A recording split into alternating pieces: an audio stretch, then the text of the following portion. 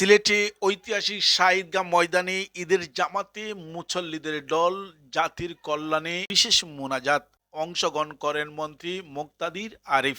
আল্লাহ মুসলমানের মাঝে ঐক্য থাকলে কোন জালিম এইবার কোন আক্রমণ করতে পারত না। এরা মানুষ মারা জানে, মানুষ বানানি ছিল না। মানুষ মারার লাগে কোটি কোটি মিলিয়ন খরচ করে মাসির একটা ফল বাড়াইতে পারবে না, মশার একটা ফল বাড়াইতে পারবে না। কিন্তু আল্লাহর কাছে শুকরিয়ার কোনো শেষ নাই। আমি একটু আগে আমার বক্তব্যে বলেছি যে এই ঈদগাতে এরকম মুক্ত পরিবেশে আমরা কথা বলতে পারবো, নামাজ পড়তে পারবো ভয়ভীতি ছাড়া। এটা আল্লাহ রাব্বুল আলামিনের কাছে শুকরিয়ার কোনো শেষ নাই।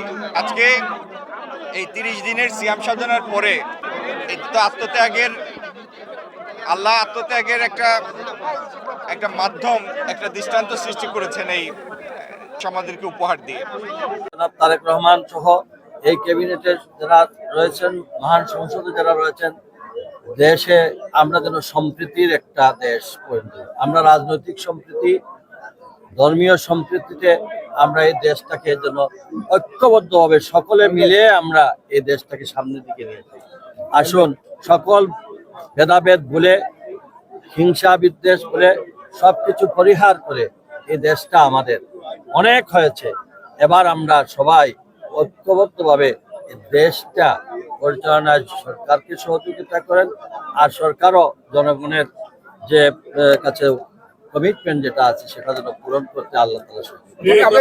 প্রিয় দর্শক, এক মাস সিয়াম সাধনের পর সারা দেশের মতো সিলেটে উদযাপিত হয়েছে পবিত্র ঈদ উল ফিতর। ফজরের নামাজ পর থেকে মহানগরী বিভিন্ন এলাকা থেকে সিলেটে বিভিন্ন এলাকা থেকে ঐতিহাসিক শাহিদগাঁ ময়দানে মুসল্লিদের দল নামতে শুরু করে। প্রায় সবার হাতে ছিল জায়নামাজ। শনিবার সকাল 8:30টার দিকে ঐতিহাসিক শাহিদগাঁ ময়দানে অনুষ্ঠিত হয় প্রধান ঈদের জামাত। এতে অংশ নেন বিপুল সংখ্যক মুসল্লিদের অংশগ্রহণ করেন। জামাতে এ সময় উপস্থিত বক্তব্য রাখেন বাণিজ্যমন্ত্রী খন্দকার আব্দুল মুক্তাদির এবং প্রবাসী কল্যাণমন্ত্রী আরিফুল চৌধুরী সহ বিভিন্ন শ্রেণী পেশার মানুষ জামাতে অংশগ্রহণ করেন। ঈদের নামাজ অংশ নিতে বুট থেকে শাহিদগাঁ ময়দানে জড়ো হতে থাকে মুসল্লিরা। নামাজ শেষে জাতির কল্যাণে, শান্তি সমৃদ্ধি কল্যাণে কামনা করে বিশেষ মোনাজাত করা হয়।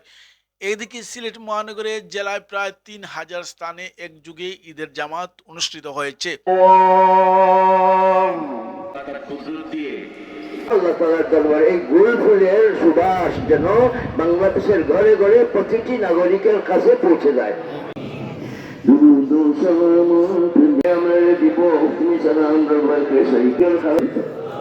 আল্লাহ তাআলা না খুশি হয়ে গাড়িতে দিতে পারছেন না।